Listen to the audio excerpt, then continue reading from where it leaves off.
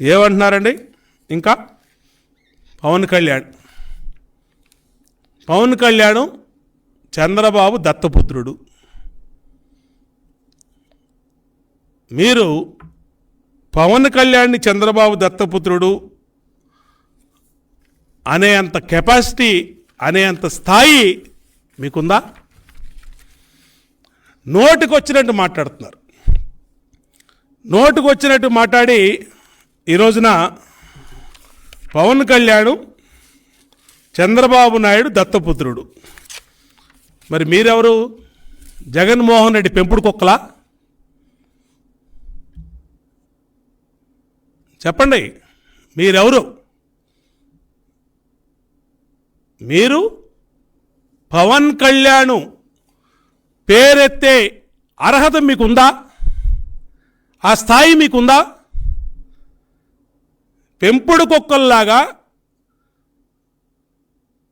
Paid ఆర్టిస్టుల్లాగా మీరు press మీట్లకు ఇచ్చి నోటికి వచ్చినట్టు మాట్లాడతాం. ఒకళ్ళు అంటాడు పవన్ నాయుడు అంటాడు.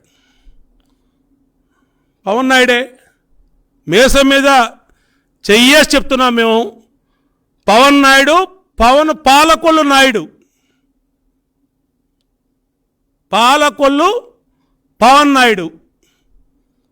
ఇది వాస్తవం. మీసం మీద చెయ్యేసి చెప్తున్నాం. ఎవరైతే ఆ మాట అన్నారో పవన్ నాయుడు అని చెప్పి. మీకేమన్నా డౌట్ ఉంటే మీ డిఎన్ఏలు చెక్ చేయించుకోండి. పవన్ కళ్యాణ్ గురించి మాట్లాడతాం, దత్తపుత్రుడని, పవన్ నాయుడని, ఇంకా మీ సోషల్ మీడియా ద్వారా అడ్డగోలుగా మాట్లాడతాం, మీ ఇష్టం వచ్చినట్టు మాట్లాడతామని ఇక్కడెవరు ఊరుకోం. మేము ఈ ప్రాంతంలో పుట్టాం. మీరంటే ఇవాళ పదవుల కోసం అమ్ముడుపోయి మీరు ఇష్టం వచ్చినట్టు ఈ ప్రాంతానికి అన్యాయం జరుగుతూ ఉన్నా, రాష్ట్రం మొత్తం మెచ్చినటువంటి రాజధాని, 5 కోట్ల మంది మెచ్చిన రాజధాని అమరావతిని చంపేస్తూ ఉన్నా, మీరు పదవులు పట్టుకొని ఏలాడుతూ ఇష్టం వచ్చినట్టు మీరు ప్రతిపక్షం మీదో, రైతుల మీదో, ప్రతిపక్ష పార్టీల మీదో, పవన్ కళ్యాణ్ మీదో మాట్లాడుతూ ఉన్నారు.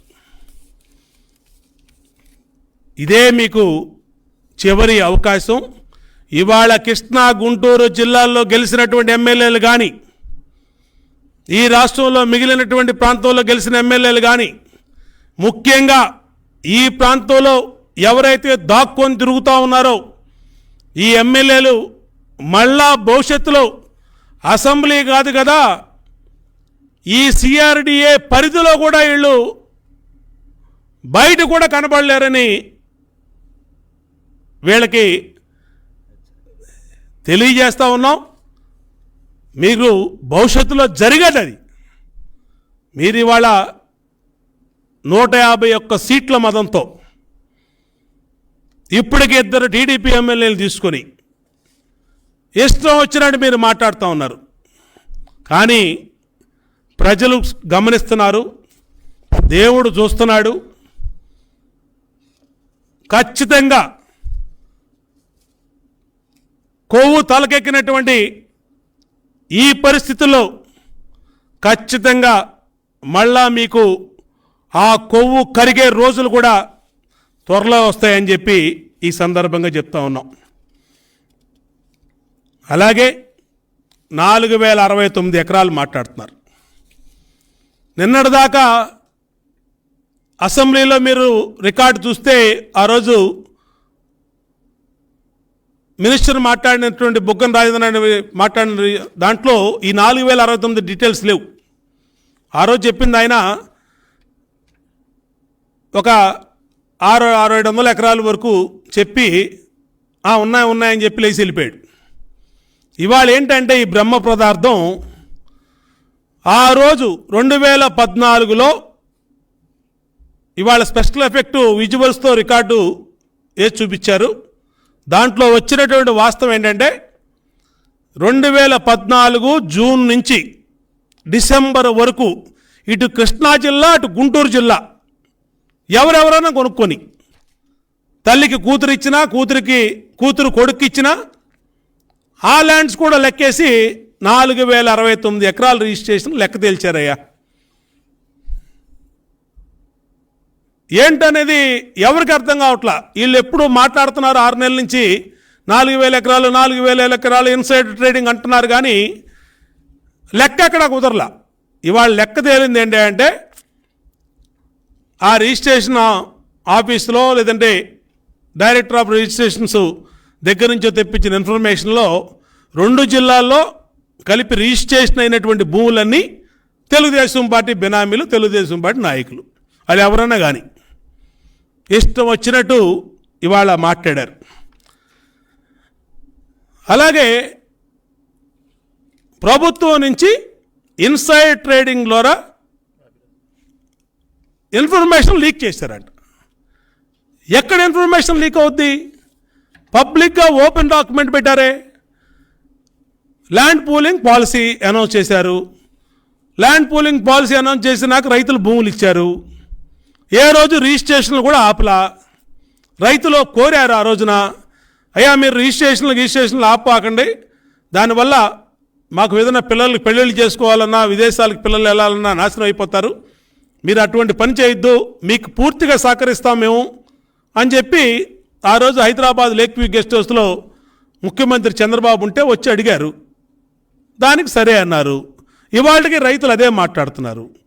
దీంట్లో ఏముంది? దీంట్లో సీక్రెటు, దీంట్లో ఏముంది రహస్యం?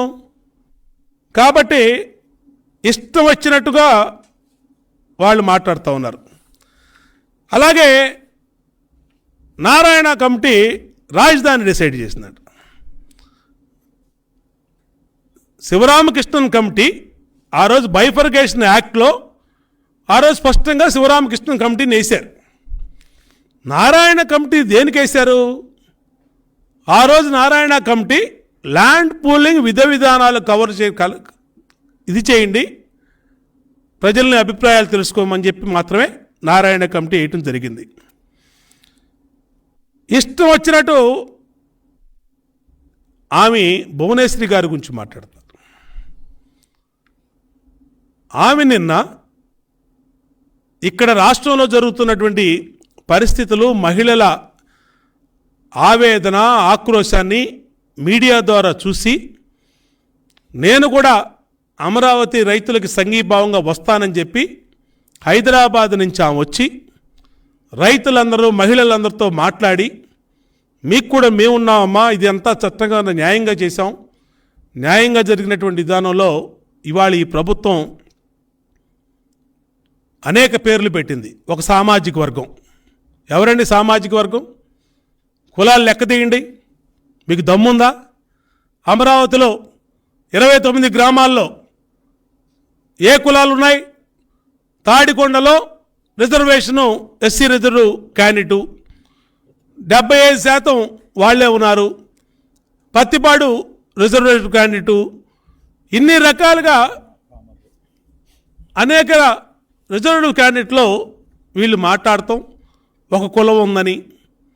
ఆమె రైతులకి మహిళల బాధలు చూసి తన చేతి గాజును కూడా వాళ్ళకి